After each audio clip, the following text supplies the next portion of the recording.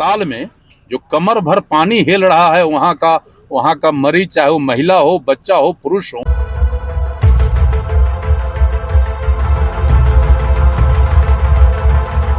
और आज स्थिति है कि कोई भी व्यक्ति अब सरकारी अस्पताल में जाने से हरकता है, उसको लगता है कि पानी भरा हुआ है, कचरा है, इन्फेक्शन हो जाएगा। कमर भर पानी लग रहा है, डॉक्टर रात में नहीं रहता है, दिन में भी जो इलाज होता है वो भगवान भरोसे होता है।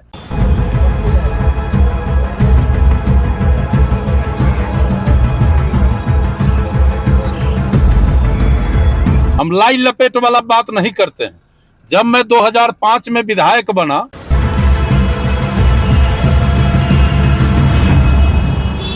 तो कांटी में शेड वाला 2 कमरे का अस्पताल था।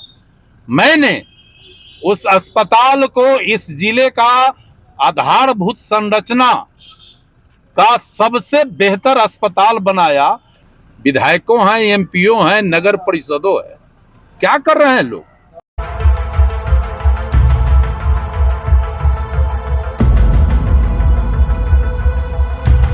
तो यहाँ करना कुछ नहीं है, केवल अपना पेट भरना है। इस पर भी स्वास्थ्य मंत्री जी को कल ही पत्र लिखेंगे और जाएंगे भी मिलने, और हम कोशिश करेंगे, प्रयास करेंगे कि अस्पताल का स्थिति सुदृढ़ हो। इस न्यूज के प्रायोजक है अफजल फर्नीचर। आप अपने मोबाइल के स्क्रीन पर चल रहे यह तस्वीर जो देख रहे हैं, यह स्थिति कांटी के सरकारी अस्पताल की है। आपको जानकारी हो कि कांटी का सरकारी अस्पताल हर साल बरसात के दिनों में डूब जाता है। समस्या पुरानी है, लेकिन इसके निजात के लिए आज तक कोई अस्थायी समाधान नहीं निकाला गया। पिछले 2 दिनों से रुक रुक कर हो रही मूसलाधार बारिश के बाद कांटी का यह सरकारी अस्पताल परिसर का हाल बेहाल हो गया है। यहाँ की स्थिति पूरी तरह से नारकीय बन गया है। ऐसी स्थिति पिछले दिनों भी देखने को मिला था, लेकिन बीच में 2-3 दिन बारिश नहीं होने के कारण अस्पताल में जल जमाव की स्थिति से थोड़ी राहत मिली थी। इधर 2 दिनों से हो रही बारिश के चलते पूरा अस्पताल परिसर जलमग्न हो चुका है। आज से कुछ दिन पहले भी अस्पताल की इस बदहाली की खबर को बीडी न्यूज पर प्रमुखता से दिखाया गया था। बावजूद स्थानीय जनप्रतिनिधि और नगर प्रशासक की नींद नहीं खुली।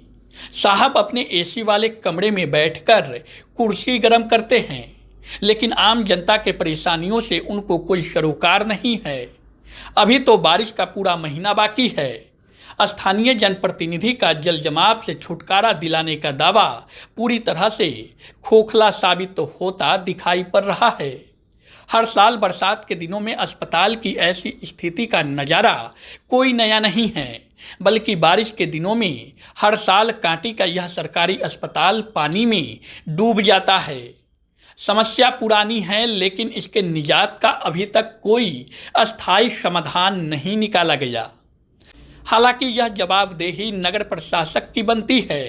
बारिश से पहले नाला की उड़ाही करवाना चाहिए था।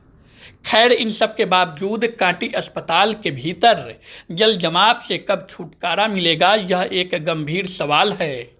इस समस्या के समाधान को लेकर स्थानीय सांसद, विधायक या नगर परिषद के जनप्रतिनिधियों का कोई सार्थक पहल आज तक दिखाई नहीं दिया। ऐसे में परेशानी तो सिर्फ यहाँ आने वाले मरीज और स्थानीय लोगों को झेलनी पड़ रही है। इस मामले पर पूर्व मंत्री इंजीनियर अजीत कुमार ने स्थानीय जनप्रतिनिधियों को फेल बताते हुए कहा कि मैंने अपने कार्यकाल के समय अस्पताल को आधारभूत संरचनाओं से तैयार कराया था। सभी सुविधाएं अस्पताल में मुहैया कराया गया, लेकिन आज अस्पताल की ऐसी बदहाली का जिम्मेदार यहाँ के स्थानीय जनप्रतिनिधि है, जिन्होंने अस्पताल के रखरखाव पर आज तक कोई ध्यान नहीं दिया और जल जमाव के कारण अस्पताल आने वाले मरीजों को इन्फेक्शन का खतरा बढ़ गया है। उन्होंने कहा कि अस्पताल की स्थिति सुदृढ़ हो और जल जमाव की समस्या से निजात मिल सके, इसके लिए स्वास्थ्य मंत्री को पत्र लिखेंगे और उनसे मिलकर पूरे मामले से अवगत कराएंगे। पूर्व मंत्री ने इस समस्या के लिए स्थानीय जनप्रतिनिधियों को जिम्मेदार ठहराया है। उन्होंने कहा कि कांटी के विभिन्न समस्याओं पर हम अपनी निगाह बना रखे हैं, समस्याओं को लेकर एक बड़ी लड़ाई का रूपरेखा तैयार करेंगे। अब बरसात शुरू हो गई है और कांटी हॉस्पिटल की स्थिति बद से बदतर देखी जा रही है, कैसे देखते हैं इसको? तो ये विधायक जी और एमपी साहब से न पूछिए, जिनको जनता ने जवाबदेही दिया है। सरकारी जो भी संस्थान है उसका व्यवस्था दुरुस्त रहे ताकि जनता को बेहतर लाभ हो सके, तो ये तो उनसे पूछना चाहिए आपको। लेकिन जब आप हमसे पूछ रहे हैं तो यहाँ जो लोग आपके पीछे खड़े हैं वो गवाह हैं। हम लाई लपेट वाला बात नहीं करते हैं। जब मैं 2005 में विधायक बना और 2007 में जब मैं अस्पताल का जीर्णोद्धार का सरकार ने निर्णय लिया तो कांटी में शेड वाला 2 कमरे का अस्पताल था। मैंने उस अस्पताल को इस जिले का आधारभूत संरचना का सबसे बेहतर अस्पताल बनाया, करोड़ों रुपए का वहां बिल्डिंग बनाया, लेबोरेटरी का व्यवस्था किया, मेडिकल कॉलेज से सीधा कांटी अस्पताल को जोड़ के डायरेक्ट मेडिकल कॉलेज से दवाई उपलब्ध हो, कोई दवाई का कमी कहीं नहीं हो, ये व्यवस्था कराया, बाउंड्री कराया, पूरा फ्री था, बाउंड्री कराया, मिट्टीकरण कराया। और आज स्थिति है कि कोई भी व्यक्ति अब सरकारी अस्पताल में जाने से हरकता है, उसको लगता है कि पानी भरा हुआ है, कचरा है, इन्फेक्शन हो जाएगा। विधायकों हैं, एमपीओ हैं, नगर परिषदों है, क्या कर रहे हैं लोग क्या कर रहे हैं? कमर भर पानी लग रहा है, डॉक्टर रात में नहीं रहता है, दिन में भी जो इलाज होता है वो भगवान भरोसे होता है।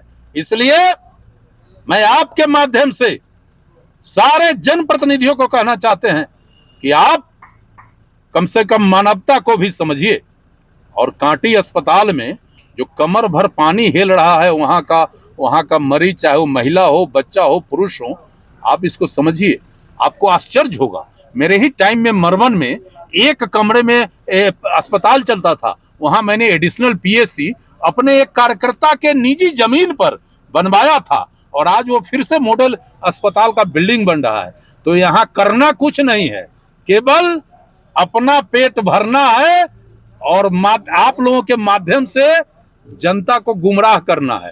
और हम तो अभी रोड पर हैं, हम इस पर भी स्वास्थ्य मंत्री जी को कल ही पत्र लिखेंगे और जाएंगे भी मिलने, और हम कोशिश करेंगे, प्रयास करेंगे कि अस्पताल का स्थिति सुदृढ़ हो और आम लोगों का इसका लाभ मिले। शादी का फर्नीचर सेट 34,500 से स्टार्ट और फर्नीचर प्लस इलेक्ट्रॉनिक का सेट सिर्फ 62,500 से स्टार्ट। घर में शादी है, प्रीमियम फर्नीचर लेना चाह रहे हैं या फिर बजट फ्रेंडली अफोर्डेबल फर्नीचर लेना चाह रहे हैं, सब एक साथ। बिहार की सबसे बड़ी फर्नीचर फैक्ट्री और शोरूम पटना मुजफ्फरपुर के बाद अब भागलपुर में भी खुल गया है। तो फर्नीचर और इलेक्ट्रॉनिक शादी के लिए लेने का प्लान कर रहे हैं तो आज ही हमारे स्टोर पे विजिट करें।